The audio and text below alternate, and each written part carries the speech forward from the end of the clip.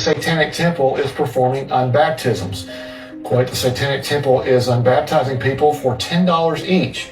Hansen reported the Satanists were offering unbaptismal certificates for $10. The certificate had name, date, and location above the inscription, which read, all bonds of servitude have been broken, power and agency have been restored, thyself is thy master, end quote. The Satanic Temple is performing. Yo, what up?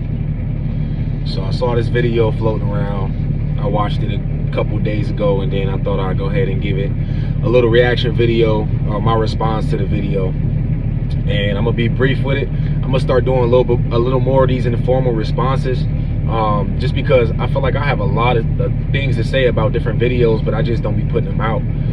But I think I'm gonna go ahead and start putting these out, man, because hopefully it'll bless somebody. Hopefully it'll give somebody some knowledge and understanding, or just give God the glory for it. But everybody that call on the name of Jesus Christ will not be saved. They will not reach heaven. We know that, right? This is a prime example of why that verse says that. It's because some people think they think just because they calling on the name of Jesus Christ, just because they might go to church or something like that, whatever it is, just because they got Christian mom, Christian dad, they got their dad's a pastor, or whatever the case may be, they think that's enough to save them, and it's not.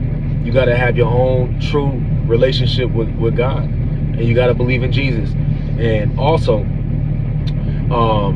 somebody that's willing to go that far, because something popped in my head, like, well, maybe something happened in their life that would make them think that maybe God isn't real, or maybe this isn't for me, or maybe God doesn't love me, or what I'm saying, because a lot of things can happen in our life, and it'll make us doubt, and it'll make us feel like maybe we're not called to do this, or maybe this isn't exactly what we thought it was.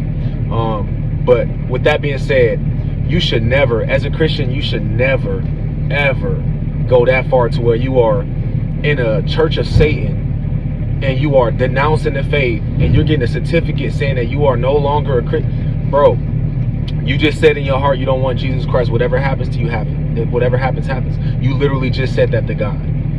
When you made that and you walked in that church of Satan and you got that certificate and they said them words to you and you accepted it in your heart, in your mind, you're not under God's protection no more. You're not, because in your heart and mind you just concluded that you're done with Jesus. You're done with God. So whatever happens, that's exactly what Judas did when he gave Jesus up to the Pharisees. He just concluded, I don't want Jesus in my life. I want this money. And that's what a lot of people say they Christians. A lot of people say that they believe in God, but really, what you really want, you want the stuff that God can give you. That's what you want. You don't want Jesus. You don't want Jesus. I asked my brothers and friends this a long time ago. I said, if you got everything that you wanted in life, if God gave you everything you wanted, would you still choose him? Would you serve him? Or would you be happy with those possessions? And that's a tough question. So,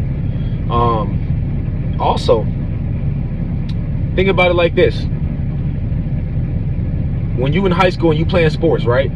You got people that play sports because they truly love the sport, and they love winning, and they love the grind. And they get up and they wake up daily thinking about the sport. They practice outside on the off season. They practice on that sport. You see them running in the summertime. In the wintertime, they run in track to get ready for football or basketball, whatever the case may be. And then you got those people that come and then they just want to play. And they don't practice hard. They don't work hard.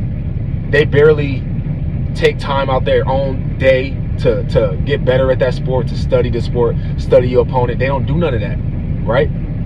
They only in it for the fame that comes with the sport.